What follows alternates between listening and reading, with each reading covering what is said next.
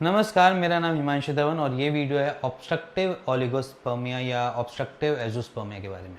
Azoospermia माने कि जिनके स्पर्म काउंट नील आते हैं और किसी न किसी कारण की वजह से, ऑब्स्ट्रक्शन की वजह से वो बाहर नहीं आ पाते। आई मीन टू से अगर जब आप इजैकुलेट करते हो एज एन अपना सीमेन को या स्पर्म को, तो वहाँ पर क्या चीज़ देखी जाती है कि स्पर्म जो है वो बाहर नहीं आ रहा, किसी न किसी कारण की वजह से पीछे ही रुक जाता है। क्योंकि मोस्टली अगर एक डाटा निकालें, अब मैं अपने क्लिनिक का ही बता देता हूँ आपको। जैसे अगर मैं यहाँ पर डाटा निकालूँ तो एजोस्पर्मिया के जो पेशेंट्स हैं, अगर 5 आते हैं उनमें से 2 को ऑब्स्ट्रक्टिव एजोस्पर्मिया निकल जाता है।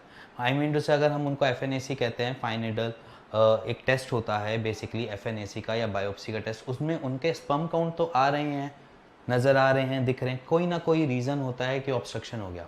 अब सबसे पहले जानते हैं कि रीज़न क्या है पीछे ऑब्स्ट्रक्शन के।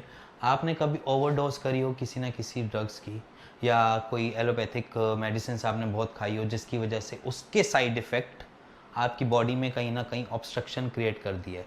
आई मीन से एक स्पर्मेटिकोड होती है, स्पर्मेटिकोड में अगर ऑब्स्ट्रक्शन हो गई तो स्पर्म बाहर नहीं आएगा। तो स्पर्मेटिकोड क्या करती है, वैसे वो आपके स्पर्म को ट्रांसपोर्ट भी करती है और साथ साथ वहाँ पर स्टोर करके भी रखती है। अगर वहाँ पर ऑब्स्ट्रक्शन आ गई या कॉज ऑफ कहीं और ऑब्स्ट्रक्शन आ गई तो वहाँ पर वो स्पर्म बाहर आना बंद हो जाता है। वहाँ पर हम ऑब्स्ट्रक्टिव एजोस्पर्मिया कह देते हैं। वैसे ही एक हमारे पेशेंट हैं ऑब्स्ट्रक्टिव एजोस्पर्मिया की, जिनकी रिपोर्ट्स मैंने शेयर करी हैं। उनको भी सेम प्रॉब्लम थी, बट उनको दिक्कत इसके साथ साथ वेरिकोसील की भी थी।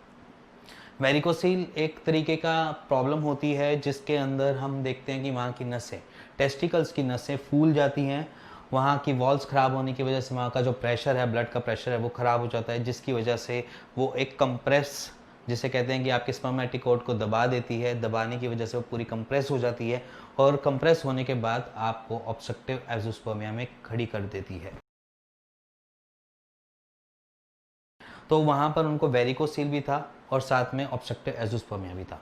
बट यहाँ पर हम बहुत सारी चीज़ों को रूट कॉज की तरह देखते हैं। जैसे कि अगर आपके पीछे कभी आपने साइड इफ़ेक्ट्स लिए हों किसी चीज़ के, मेडिसिन के ही लिए हों, कोई ड्रग एलोपैथिक आपने लिया हो उसके साइड इफ़ेक्ट्स हों, या इसके साथ कभी आपको इंजरी हुई हो बचपन में जो आपको पता ना चलो बट आगे चलते चलते फेसिस में ऑब्स्ट्रक्शन क्रिएट कर दी हो, या आपको कोई ना कोई बचपन में या जीन्स जब आप पैदा हुए, जैसे कि हम एक तरीके से हम अगर चाइल्ड एज अ बर्थ लेते हैं तब से हमारी डेवलपमेंट में कोई ना कोई एक फॉल्ट हो गया हो, तब ये चीज़ें ऑब्स्ट्रक्टिव एजोस्पर्मिया की आती है। मतलब आपका स्पर्मेटोजेनेसिस का प्रोसेस तो बिल्कुल सही चल रहा है, आपके स्पर्म भी सही बन रहे हैं, बट उसके बाहर निकलने का रास्ता बंद होता है तो ऑब्स्ट्रक्टिव एजोस्पर्मिया आ जाता है।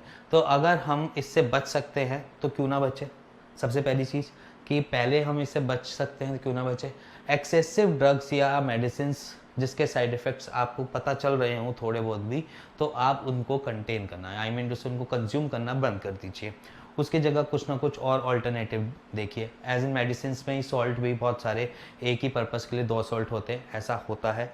अपने डॉक्टर को कंसल्ट करिए और बोलिए कि ऐसा अगर कोई दिक्कत आ रही है तो आप उनसे अपना जो मेडिसिन की प्रिस्क्रिप्शन है वो चेंज करवाइए, अगर एलोपैथिक ड्रग्स आप ले रहे हैं। और साइड बाय साइड कुछ मैंने एक अपनी पूरी एक्सरसाइज की एक वीडियो बना रखी है, आप उसको फॉलो करना स्टार्ट कीजिए। क्योंकि जब आप वो एक्सरसाइज को फॉलो करोगे तो कहीं ना कहीं किसी ना किसी कारण से कोई ऑब्स्ट्रक्शन आ रही है उसको हम खोल पाएंगे।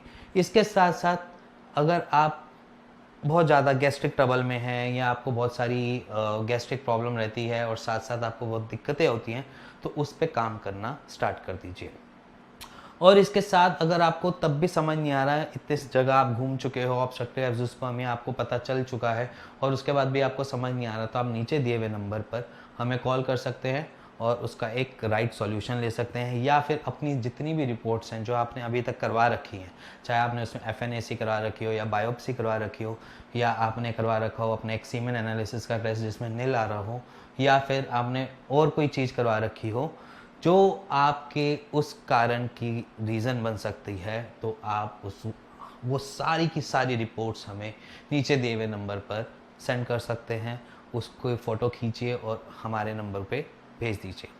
और अगर आपको कैसा भी डाउट है ऑब्स्ट्रक्टिव एजोस्पर्मिया का, क्योंकि अगर हम 5 पेशेंट देखते हैं उसमें से 2 पेशेंट हमेशा ऑब्स्ट्रक्टिव एजोस्पर्मिया के निकलते हैं, कोई ना कोई रीज़न होता है बट निकल जाते हैं। तो अगर आप अगर उस श्रेणी में हैं, वहाँ पर हम आपको हेल्प कर सकते हैं। तो आप नीचे दिए हुए नंबर पे हमें कॉल भी कर सकते हैं और मेरी टीम से बात भी कर सकते हैं। सो अगर आपको ये वीडियो भी पसंद आई हो तो please like share bell icon दबा दीजिएगा। Thank you and thank you very much.